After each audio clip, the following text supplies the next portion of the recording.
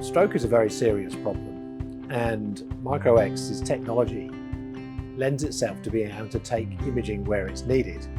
In something like stroke, where the time from stroke onset to treatment is so critical in terms of patient recovery, it lends itself to thinking, how can we use our novel next technology into making something that can improve outcomes for stroke patients? Stroke is the second leading cause of death globally, and it's the third leading cause of severe disability.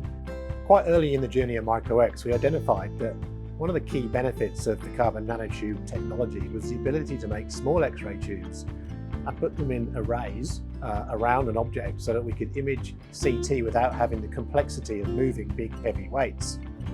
What excited us about starting on the journey with the Australian Stroke Alliance and on the HEAD-CT program, it was the first opportunity where we could miniaturize CT and put it outside of where CT is conventionally used. For example, in an ambulance.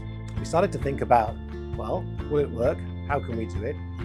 And we designed a very, very small test bench using our existing tube technology, moving tubes into several positions to see whether we could crudely reconstruct a head phantom, and found that we could. After discovering that, we engaged with the Australian Stroke Alliance and joined their program, funded by the Australian government, to try and basically develop new technology that could take HEAD-CT to where patients need it in the case of stroke and solve the problem of time is brain.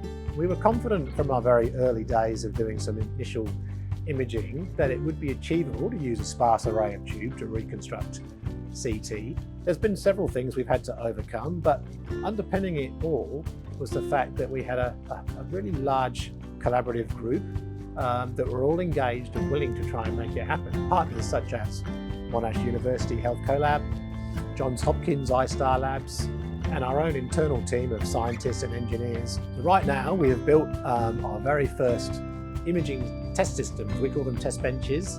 They're being installed in 2 Australian hospitals, and these test benches will be imaging live human patients, some that have had strokes, some that haven't.